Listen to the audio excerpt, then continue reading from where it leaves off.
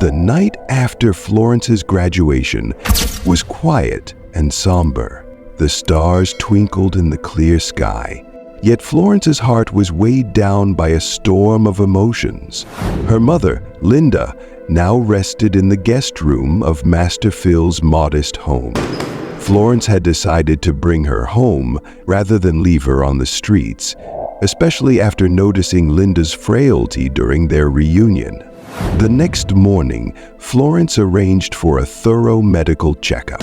She had hoped that Linda's disheveled appearance and weakness were merely the effects of years of hardship, but the results were grim. One kidney was completely damaged, and the other was failing rapidly.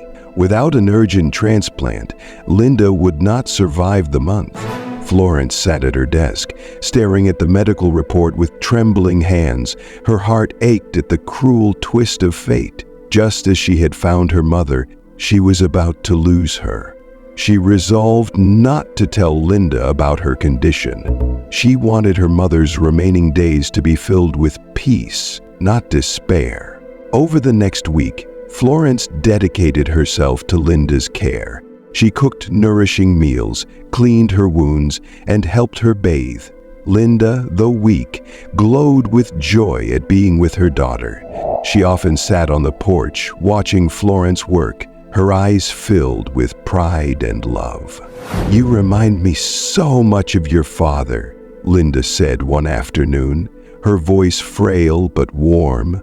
"You have his kindness, his strength." Florence paused, her chest tightening. "Tell me about him," she whispered. Linda smiled faintly. "He was the gentlest soul. He loved you so much, even before you were born. Losing him, it broke me. That's when everything started to fall apart." Florence reached out and held her mother's hand. "You're here now," she said softly. "That's what matters." But as the days passed, Linda's condition worsened. Florence consulted with Master Phil and her colleagues at the hospital, and they quickly scheduled the transplant.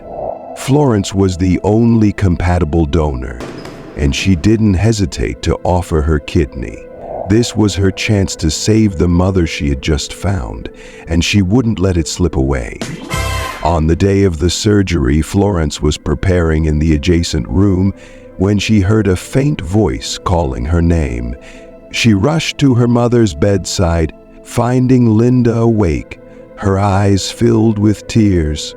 "What's happening, Florence?" Linda asked, her voice trembling. "I overheard the nurses. You're giving me your kidney, aren't you?" Florence's heart sank. She had wanted to keep this from her mother, to spare her the guilt and worry. "Mama, don't think about it," she said, forcing a smile. "You'll be fine. We'll both be fine." But Linda shook her head, her frail body trembling as she reached for Florence's hand. "No, Florence," she said, tears streaming down her face. "You've already given me more than I deserve. You've shown me kindness, forgiveness, love. After everything I've put you through, I can't let you make this sacrifice." "Mama, please don't say that," Florence pleaded, her voice breaking. "You're my mother. I just found you. I'm not losing you now." Linda cupped Florence's face with her trembling hands. "You don't owe me anything, my love. I wasn't there for you when you needed me most. And now, seeing you, knowing you've grown into this amazing, compassionate woman is more than I could have ever hoped for. I'm tired, Florence. I'm ready to rest." Florence shook her head, tears streaming down her cheeks. "No, Mama, don't give up, please." Linda smiled weakly. "You've already given me everything. Let me go with peace in my heart, knowing that my daughter is safe, happy, and loved." She turned to Master Phil, who stood silently in the corner, his hands clasped in prayer.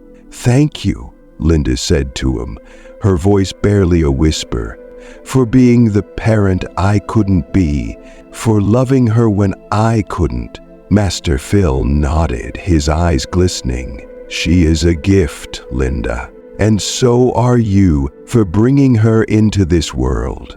Linda looked back at Florence, her gaze soft and filled with love. "Wipe your tears, my love," she said. "You are my greatest blessing."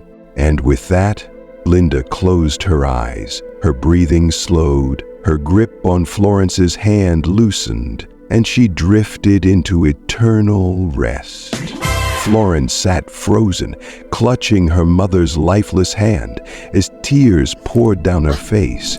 The nurses and doctors quietly left the room, giving her space to grieve. Master Phil knelt beside her, placing a comforting hand on her shoulder. "She found peace, Florence," he said softly, "and she found you." The weeks that followed were a blur of grief and reflection. Florence buried her mother in a quiet ceremony, planting a cherry blossom tree by her grave.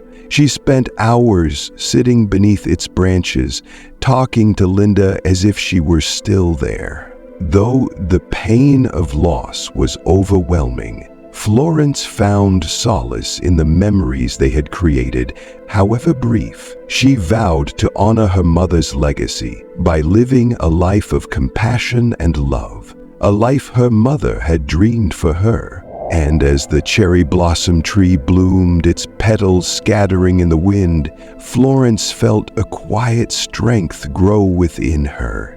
Her mother was gone, but their bond remained, unbroken and eternal.